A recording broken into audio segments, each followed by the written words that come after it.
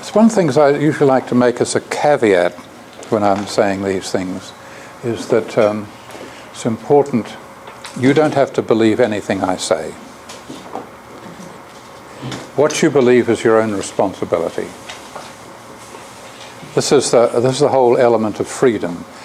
What I say may stimulate you to think about things, but what you believe is your responsibility. Don't blame me for it. I may say something outrageous, and if you believe it, that's your problem. Sorry, not quite, but you know, that sort of order. So take care. Right, we're going to look at the four temperaments. Was something Rudolf Steiner very early on in his work with teachers introduced. And again, because we're working with quite a short frame, we'll come against things like talking about etheric and astral body and so on, which gradually they'll come again, we'll begin to understand a little bit more what they are.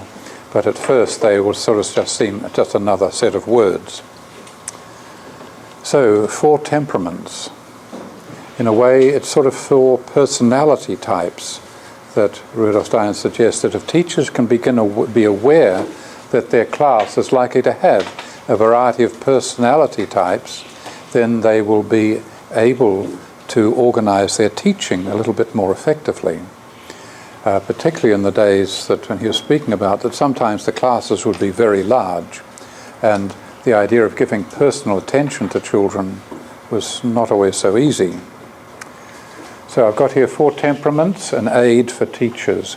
So I suppose I block your view wherever I stand.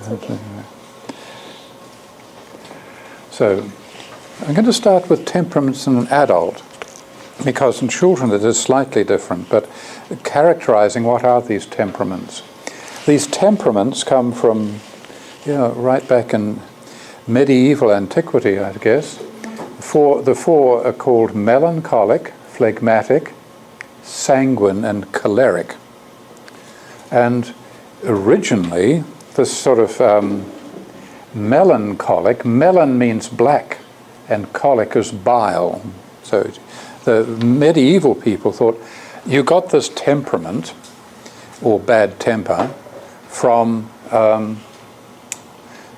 the black bile. It comes as part of they related it to things that kind of fluids inside the organism. And they said with phlegmatic, this comes from phlegm, which is again mucus within the system, and one of their things for phlegm was that it puts out fire. So something that puts out fire, the spark of fire, and phlegm puts it out.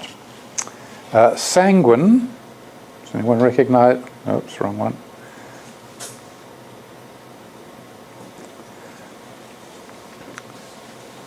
What does that part refer to? It's the blood. Yes, it's sort of, in a certain sense, it was considered the healthy temperament, the blood, the pink cheeks.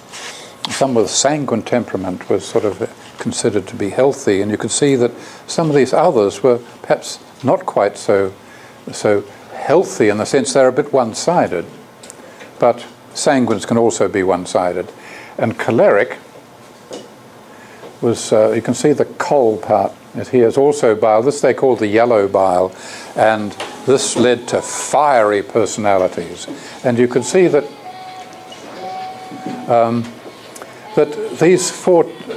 these temperaments, they related to earth, water, air, and fire. From ancient Greek times, the world was considered to consist of these so-called four elements.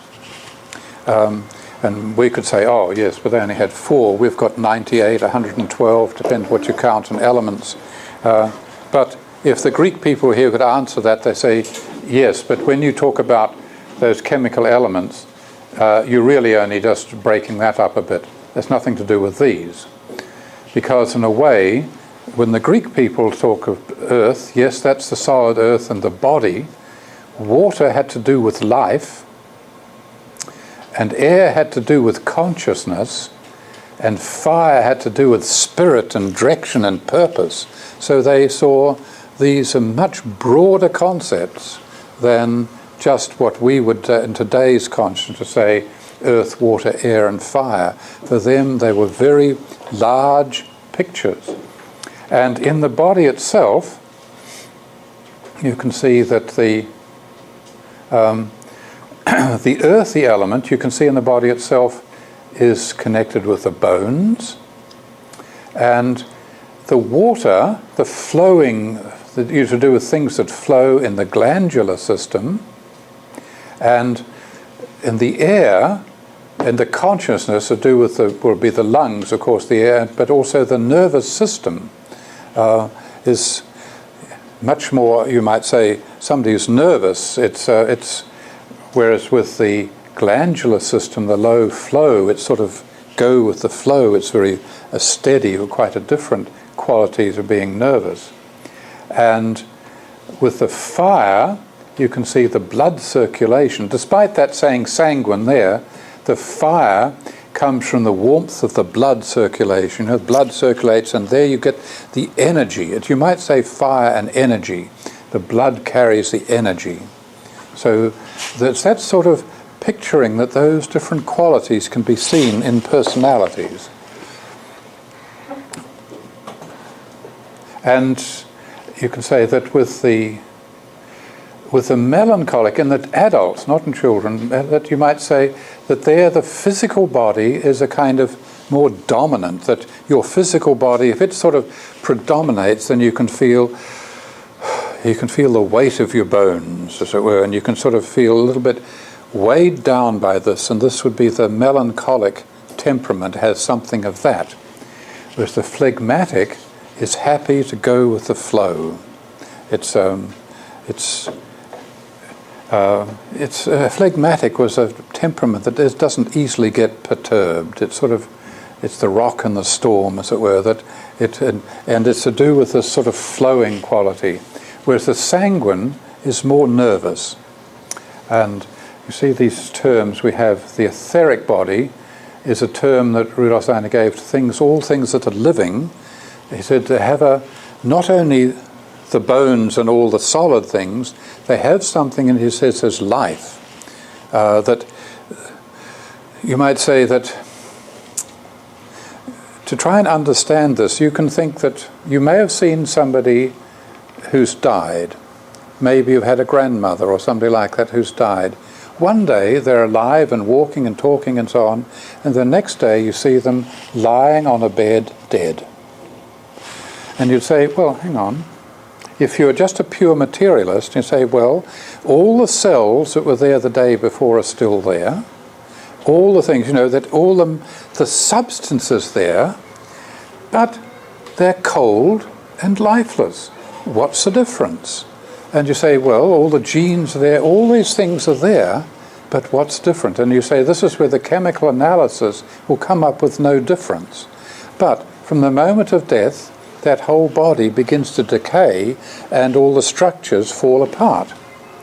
And you might say, to get some idea of what the etheric body is, the life body, it's that part. And perhaps the body is a difficult word, but you might say life forces, that's what, as it were, enable all these things to live. So it's this living forces is what Rudolf Steiner meant by the etheric body. Because in a way, a body is things that belong together. Do you have a term in politics called a local body? Is that a term you use? Yeah. Okay.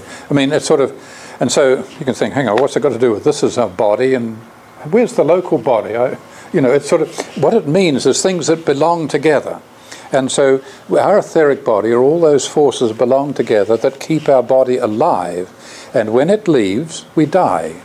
And so then the physical body is lying there and begins the whole process of decay and returning dust to dust, as it were, ashes to ashes, well, to the earth.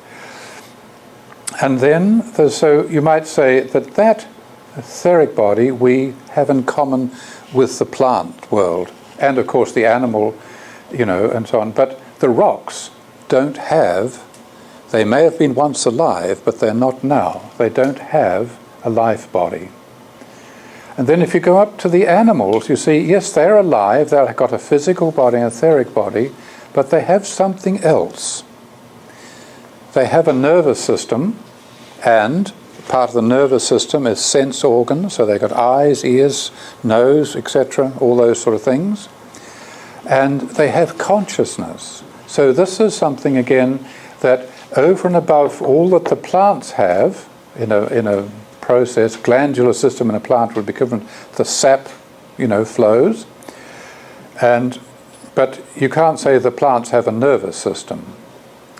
But in the animals, then they have this consciousness, this sentient processes. So this astral body is the, you might say, all that gives this extra to what's here that allows us to be conscious and to have an inner world that access the outer world through the senses, so that we can become aware of the outer world through our senses to wake up into an inner space. So that's what enables us to have that, is what's given by the astral body. So you notice that's a body, and here with the fire, you might say something gives the human quality, the ego, with our sort of, you might say, our spiritual drive comes from there, you see.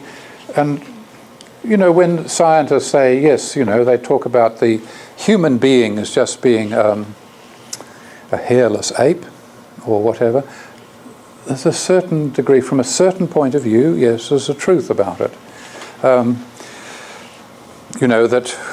I don't know how many years, 30 years ago, is it William, hang on, I forgot the name, Morris.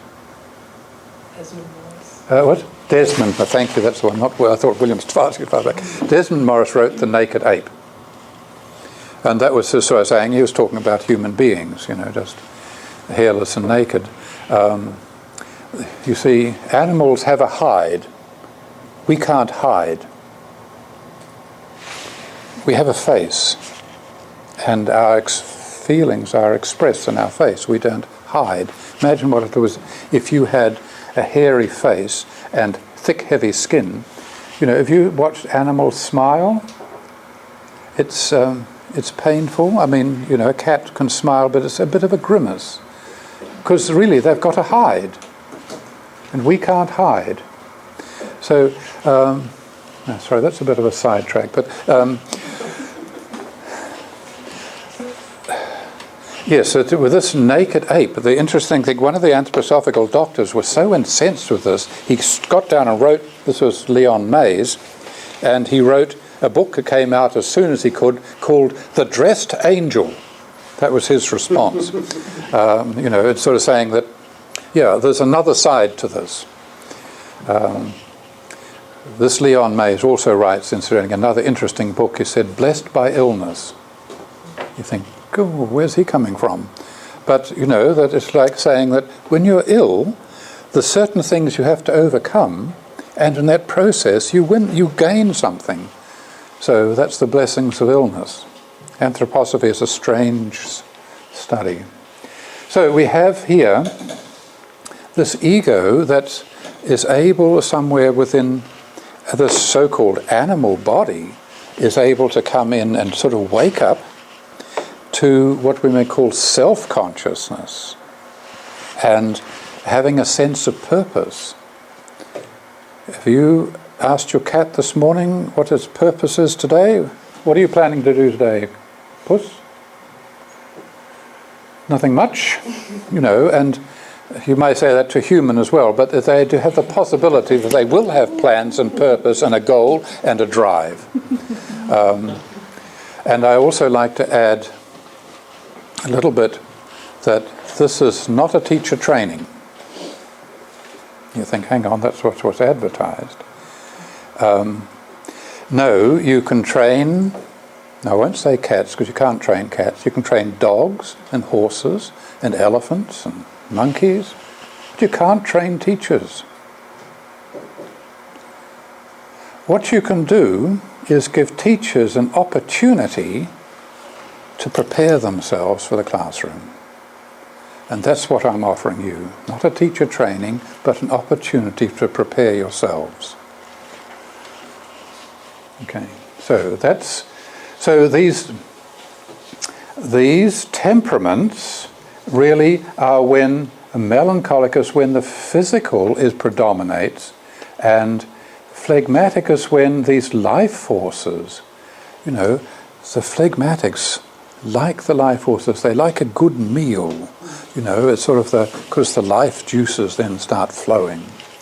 The sanguine are airy and interested in everything, that sort of and that sense. And the choleric, much more fiery about what's to do, what are we going to do? It's sort of that striving.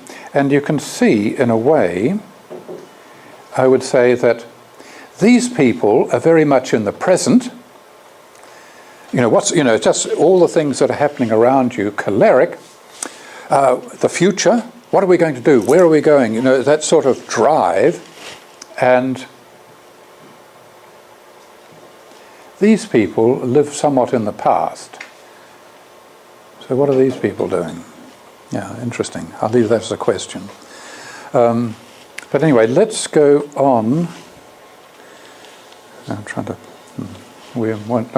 You've got something written out. We're not going to get through it all. So something of the melancholic. Melancholic's physical body, which is intended to be the instrument of the higher members, in other words, it's the basis, the vehicle for everything, is in itself in control and frustrates the others. It's supposed to be a servant and not the master. So in a melancholic temperament, the physical body has had too much say, and so don't ask a melancholic person, how's your back? Because you're going to have a long rigmarole on it. Maybe you need to say, how's your back, your foot, your mother-in-law, and sort of all in once and get on with it. Whatever. This melancholic experience is pain, as a feeling of despondency. So, they sort of find that they feel the challenge in his life. Pain continually wells up within him or her. This is because the physical body resists the etheric body's inner sense of well-being, his astral body's liveliness, and his ego's purposeful striving. Now, if you want to read more about that, go to Rudolf Steiner's book, The Four Temperaments, which he gave in Berlin in 1909. So that's that one thing as being a bit sided, and we all have we'll find some temperament that is more strongly in us than the others, but usually people can recognize themselves in all of the different descriptions to more or less, but some say, well, only occasionally I'll feel that, or some people say, well, most of the time I feel like that. Phlegmatic. The phlegmatic develops when the etheric or life body, as we call it, which regulates the growth and metabolism, that is predominant. The result is a sense of inner well-being shown in a static, indifferent physiognomy, that's your face, as well as a certain plumpness, for fat is largely due to the activity of the etheric body. Sort of like these processes, and you stoke it by eating a bit more, and of course what can it do? All you can do is sort of build up on the body. The phlegmatic's inner sense of comfort is expressed in a loose-jointed and shambling gait and timid manner, not entirely in touch with his surroundings, because he's more involved with the inner comfort. He's not quite so interested in what's outside. The sanguines. Sanguines are incapable of lingering over an impression. See it, and then they move on. Yes, look at that. Oh, and there's another one. Gee, and look at that hanging down quite straight. It just sort of flipped from one idea to the other. They cannot fix their attention on a particular image nor sustain their interest in an impression.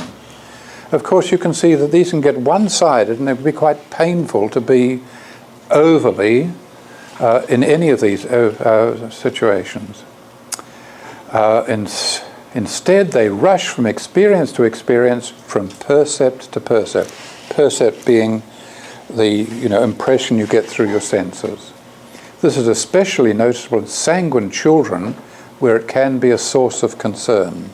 where children can be overly sanguine. They just can't settle down. Everything that happens there catches their attention. They can't concentrate for more than a minute. A sanguine child's interest is easily kindled. A picture will easily impress, but the impression quickly vanishes because it's replaced by another one. So a bit more about sanguinity. In the nervous system and the astral body, sensations and feelings constantly fluctuate. Any harmony or order results solely from the restraining influence of the ego.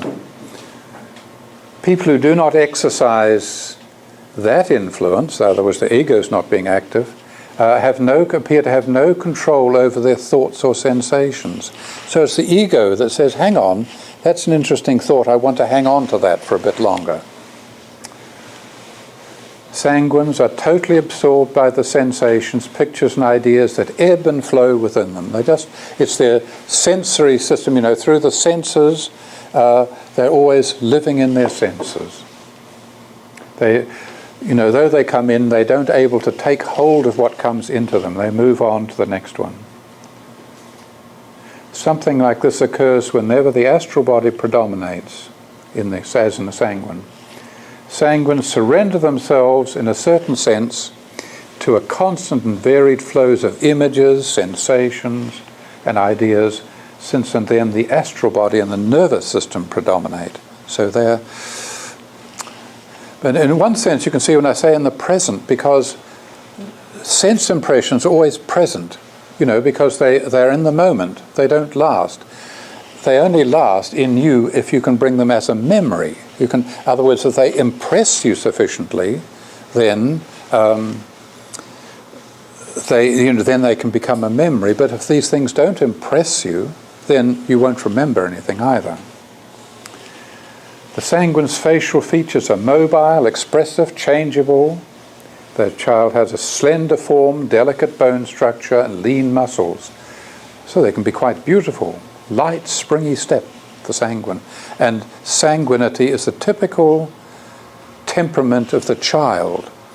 And in a certain sense, you can see that through life, the temperaments sort of reflect a little bit our situation in life. So a child, the first years of life on earth, is typical to be sanguine.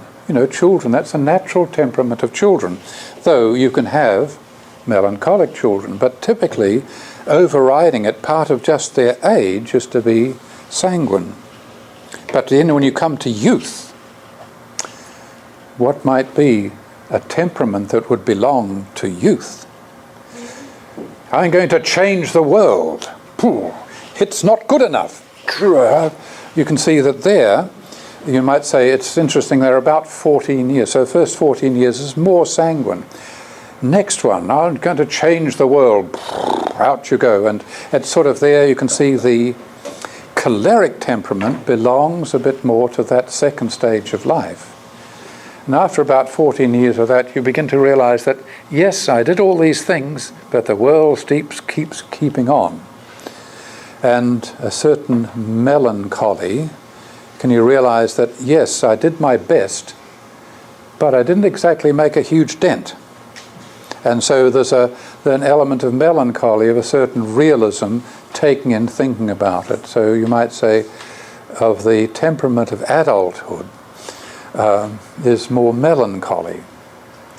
And that leaves the temperament of old age, retirement.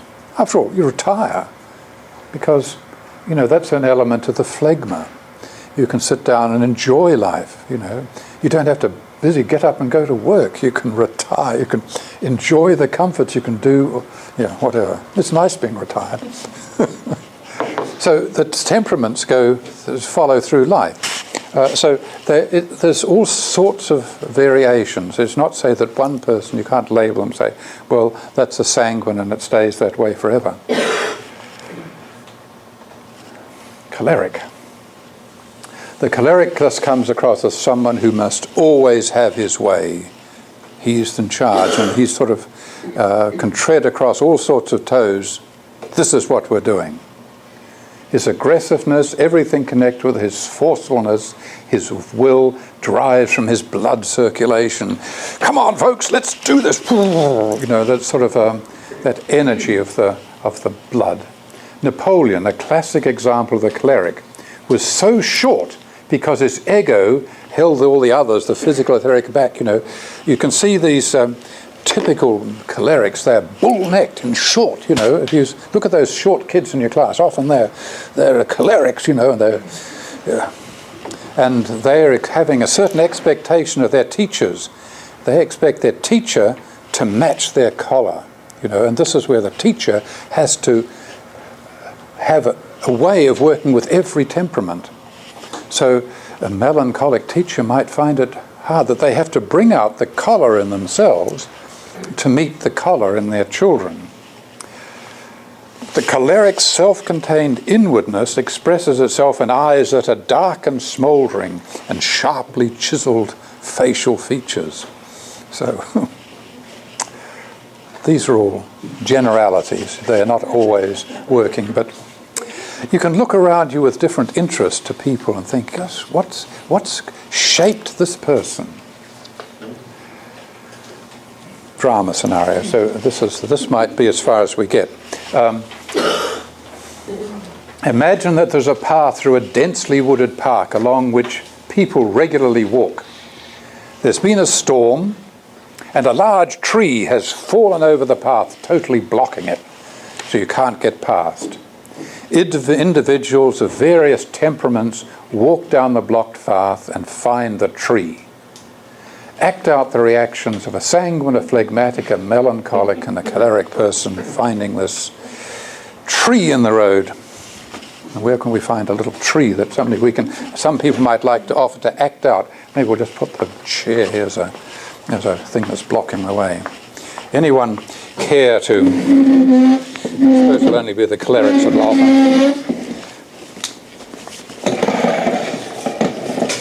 Yeah, there's something blocking the way.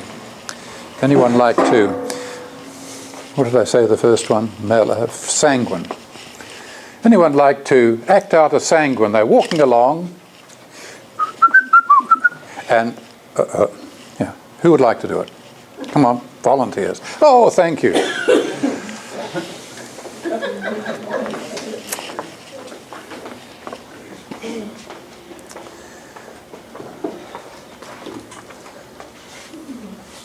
Hey, look, a tree.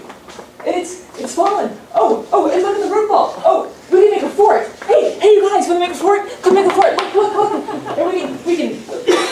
Let's pull it. Let's make something. Oh. Come on. Oh, look, there's a bird's nest there. Look, look, all this stuff. Oh, look. Oh, they've fallen out. Oh, dear. Oh, this is fun. Hey, look, mice. Okay, thank you. Right. Somebody who could now be a phlegmatic. What am I supposed to think? When's lunch? Who will be a phlegmatic? Thank you.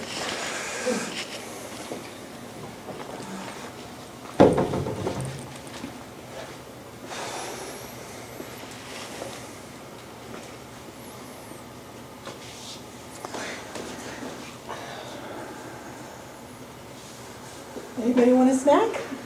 It's a beautiful day. Why don't we just rest here for a while? You want to take a nap too? Oh, you've got nice food.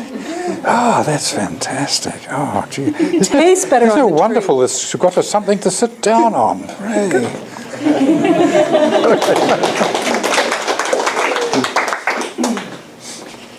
Very good. And a melancholic. Who can be melancholic? No melancholics. Oh, thank you. It's in your imagination, you're melancholic.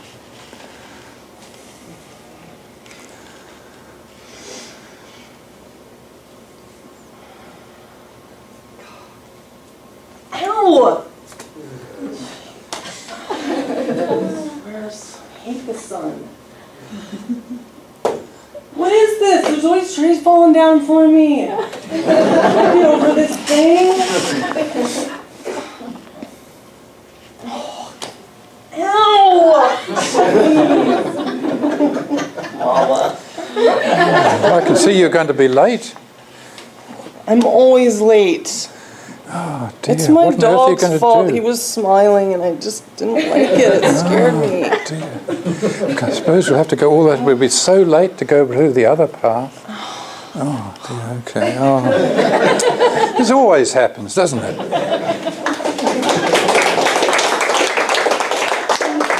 Right. Okay. Choleric.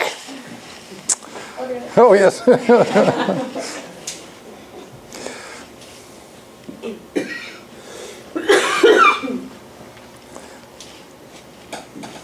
Oh, a tree! Oh, wow. Oh, where's an axe? I would love to chop this up. Hey, my dad's got a chainsaw. Wow, this could be great fun. Okay. So on, you can have... Right, now.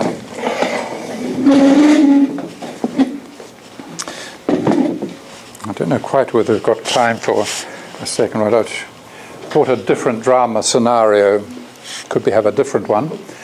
A roadside, a car is broken down, and the driver is lifting the bonnet of the car. A passer stops by. Dramatize an interaction between a melancholic driver and a choleric passerby, or a sanguine driver and a melancholic passerby, and so on. Perhaps we can do one or two of these, and you can... Okay, it mightn't be a car, but this can be the bonnet or something like this. But anyway, the two people... No, you have to be quite ad-lib this, because it's actually better when two people get away and plan a little scenario, but any two people like to come and just try and act it out as spontaneously. Trying a breath. Okay, and you just go and have a moment where you work out who's going to be what and plan a little scenario around it. And you can think about some of the others, how you might, just take one of the others and think, what little scenario might it be? Just try and imagine, write a little play for your class or somebody, or whatever. Just think, how would I do that? Okay. We'll work out what temperament you know.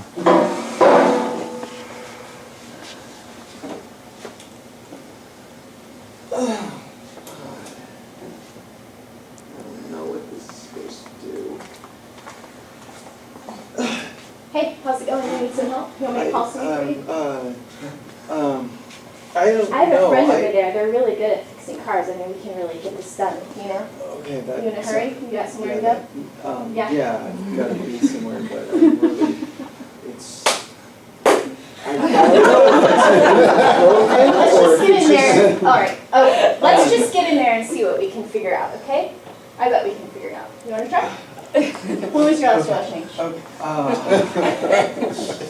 think that it was a week ago, maybe. Okay, I'm going to give you my phone number. I have some things to do. I'll come back and check on it in a little bit, okay? Okay, what about that friend you had? You mentioned I'll give you friend? his phone number too, because I just have something I need to do, Could you like, call him for me? right I'm now. not so good on the And then I'm phone. gonna Could you give come him back. a call? Would that be okay? No. I'm gonna come back. You're good. You're good. Okay, I'll be right back. Yeah.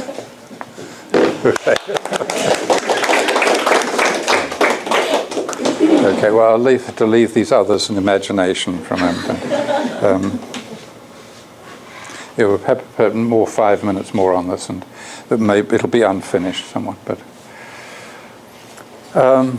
so, where Rudolf Steiner speaks about this discussions with teachers, temperaments, and children, says that the actual basis is slightly different, though the outer aspect of the children, what you might call the temperament, in the terms of the behavior and how you see it, is similar. The actual causes are different. So it says, in spiritual science, we divide the human being into the I being, or the ego, the astral body, etheric body, and physical body. And so each of those contribute to what it is to be human. An ideal human being, the harmony predestined by the cosmic plan, would naturally predominate among these 4 human principles. So, but rarely is it all kind of nice and even, as one or other, predominates. Thus it can be seen that the human being, when given over to the physical plane, is not yet really complete. Education and teaching, however, should serve to make the human being more complete. So that, part of our things is helping people actually cope with their temperaments. One of the 4 elements rules in each child, and education and teaching must harmonize these 4 principles. If the I dominates, that is, the I is already very strongly developed in the child, we discover, now, this is interesting, the melancholic temperament. And you think, gosh, how on earth can I understand that? And you see, somewhere the melancholic child is the deep thinker. And that is the element of the ego working that, you can see with a melancholic child sitting back there watching you. And, and they're melancholic, they just, that they sort of see this person. And so the teacher also has to appeal to the deeper thinking aspect of these, because the ego then sort of kind of takes hold. So, but it's still the melancholic, but not in the sense of always feeling the aches and pains, but it's more of the deep thinker, more inward element of the melancholic will show there. It's very easy to err in this because people sometimes view melancholic children as though they were specially favoured. Can you understand that? To feel that they are favoured, that they have a certain depth to them, perhaps, is what's being meant there, that other children perhaps be more superficial. In reality, the melancholic temperament of the child is due to the dominance of the ego or I in the very earliest years. If the astral body rules, then we have the choleric temperament. So the sort of airy sign comes that the child wants to be very active. So it's interesting that these things in the first years are different. As you come to adults, it changes around. If the etheric body dominates, we have the sanguine temperament, and if the physical body dominates, we have the phlegmatic temperament, because all the others don't have quite the energy to overcome the heaviness of the physical body, so they're kind of rather steady and unenterprising. Because in a way, the phlegmatic temperament, we come in a moment to how science says, sees these children. He says, with the melancholic, their attention is not so easily aroused because they're often caught up in their own thoughts. And you have to say, Robin, oh, yes. But you're saying, so they can be away in their own thoughts, but once you've got their attention, then they can listen and sustain that attention. And often they're still busy thinking in what you said and haven't moved on to the next thing. You say, and they're busy thinking, oh, that was interesting, and they think, hang on, we're on to have to catch up again. They're sort of, you've got to catch their attention, then they really will think on it a long while. The phlegmatic attention is not so easily aroused and not so easily sustained. They're quite happy in their own inner life. That they just say, well, yeah, but that's not quite interesting enough for me to spend time watching that. I'm quite happy with my own inner activities or what I'm doing. You've got to be a bit more interesting than that to get me to pay attention for longer, that sort of thing. So they sort of live somewhat in their own world. The sanguine, their attention is easily aroused. Yeah, so see this. And in the sense of that, but not easily sustained because something new comes along. Quite the opposite to the phlegmatic. So they're all the things that come through the senses, they wake them up, they see them. Oh, look at those. Those look like, are they cloths or are they napkins? Yeah, those sponges, yeah. Oh, all these different things. I wonder what they do in this classroom. I wonder what those are for. Yeah, and sort of just but they move on to the next one rather than following things through. It's, and so, you can imagine it's quite difficult teaching these because they sort of want to move on or get caught up with neighbours and so on. And with the choleric, their attention is easily aroused, you quite quickly catch their attention, and easily sustained. They want to get on with it. So that's, in a way, you might say, another way of characterizing the temperaments. You can see them in the classroom. And there's that things that Rudolf Steiner gives. The ego, the physical body, life body, sentient body are the ones that are involved in the child. And that you can find that changes as somebody grows up. So, what does a teacher do? Teacher, reflection, opinion. So, one of the things a teacher can do is, when a certain parent, ask questions of the melancholic, or ask their opinions. So, get them to think about things, so that you can engage that inner aspect. It's interesting what Steiner says for the phlegmatics. You have strong inner sympathy for them, but an outer apathy, because in a certain way, you're reflecting the phlegmatics' outer apathy. And part of the way of treating these things is to give the child a picture of what they are. So you have an inner sympathy and an outer apathy, which is in a way what a phlegmatic child is doing. And so that all the time you're looking as well with this inner sympathy to find the things that really will interest the phlegmatic child. And with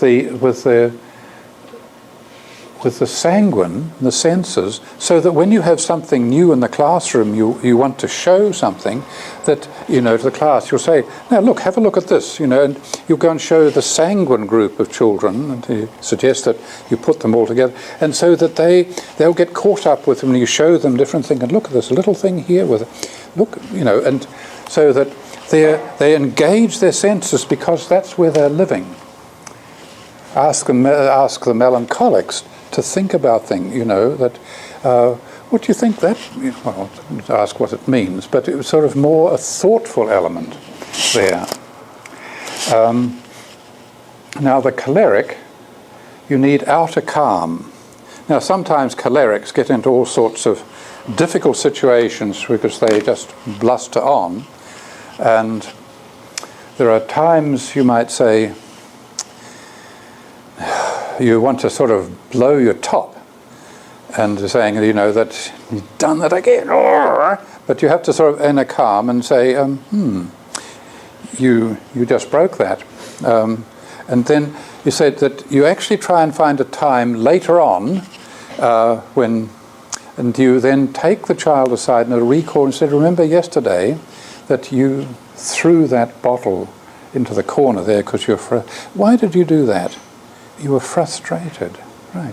And so what actually was frustrated, you try and study and let the child explore, you discuss in detail what it was, so it allows this child to reflect on their actions and to sort of to bring it back when you're both calm, when at the moment, whatever it is, the energy that led to some incident is still strong, come back when it isn't, and go back and quite clearly talk to them about what it is. And it needs to be all the time, of course, with sympathy for finding out what has happened.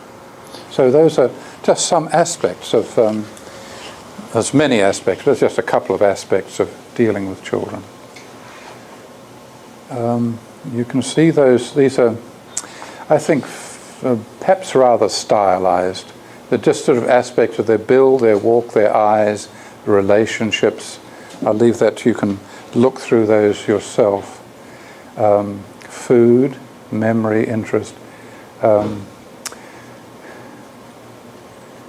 Yes, I've mentioned before, like with the interest, with the melancholic more in the past, the sanguine's more in the present, and these were the future.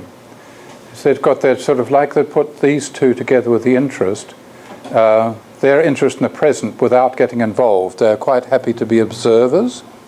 And often the phlegmatic can see all the life going by with sort of interest, but they don't get up and join in. Whereas the sanguine will get up and join in and be very active within it.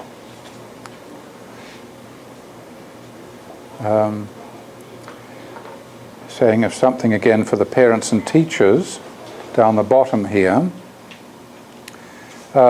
show sympathy and emphasize with their suffering, so that, yes, that the melancholics can feel the pain. They feel the pain of injustice as well. And you need to sort of sympathize so that you can connect with them. But you see that when you look forward in that sense with a melancholic person would be great to have as a nurse, because they understand what your suffering is.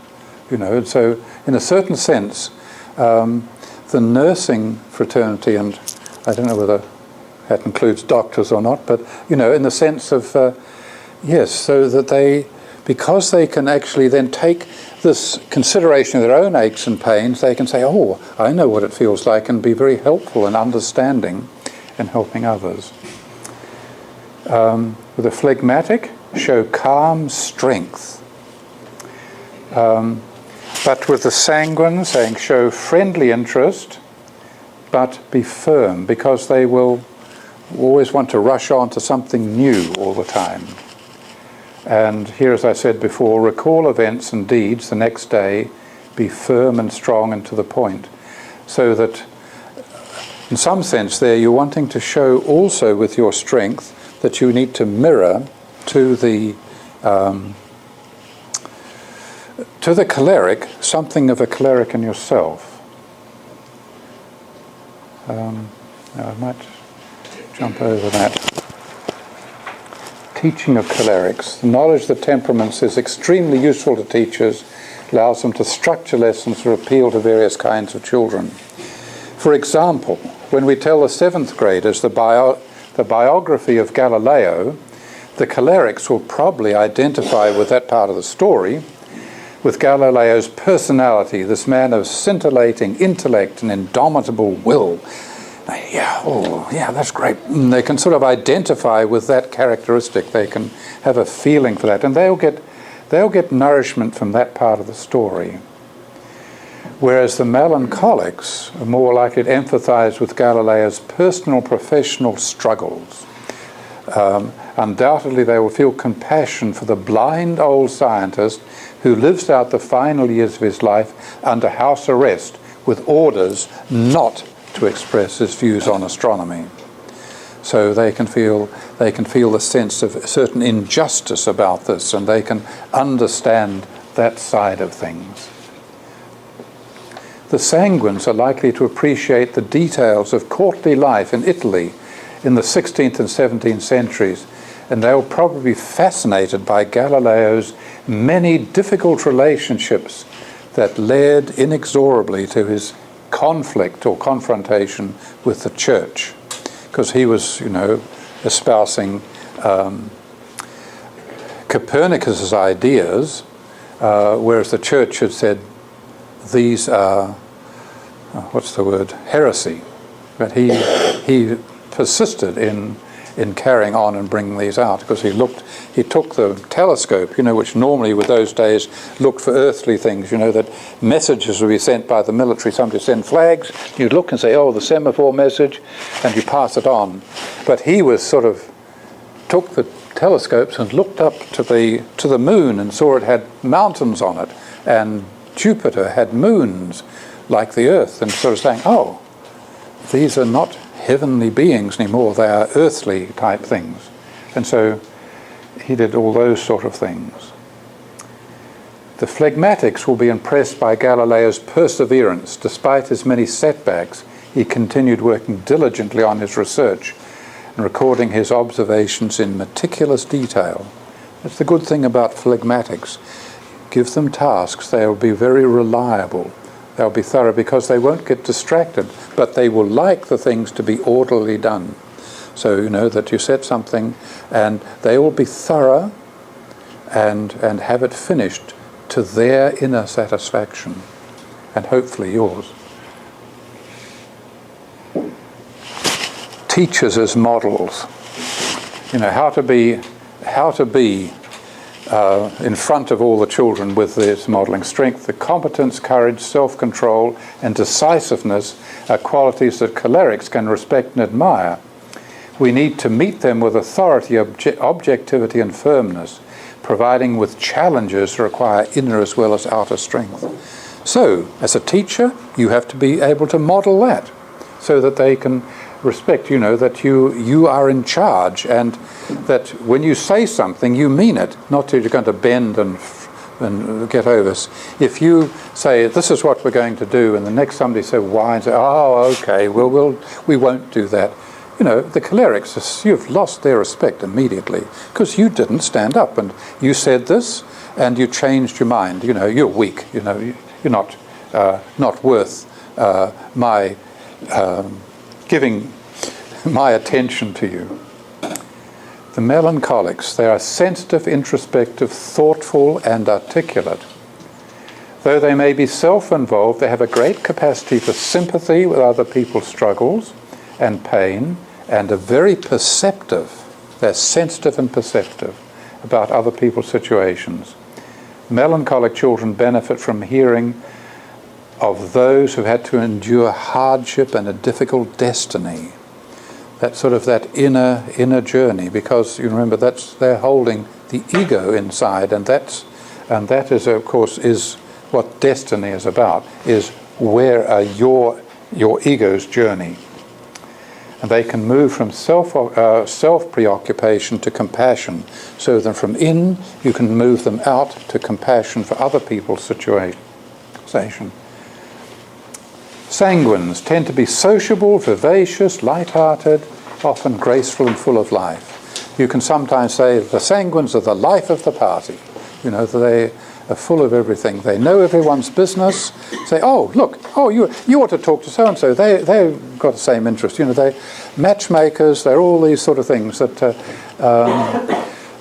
because they've met everyone and knows their business and knows how to fit everything together. They note and respond to everyone and everything, moving from one impression to another, possibly to the point of fickleness, which is when it gets really irritating. Through admiration, love and attachment for a person who has wide interests, the sanguine can develop a capacity for greater involvement. So the teacher has to become a lovable person for the sanguine. The sanguine needs to be able to love their teacher. And that's through having a sympathy and understanding. You have a firmness, but they need to, when the sanguine can love their teacher, then they can garner the strength to overcome their own difficulties. But that applies to all children. To learn, they need to be able to love or respect their teacher.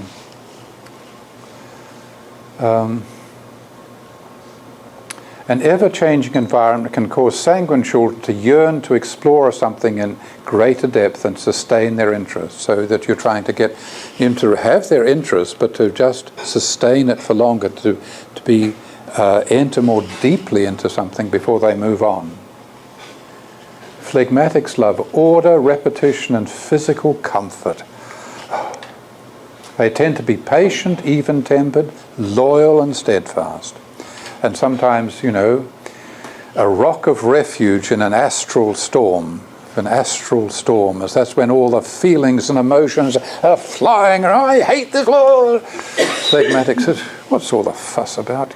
Settle down, it's good. It'll be all right tomorrow, that sort of, you can, and in a certain sense, a teacher needs to have that, things go on that.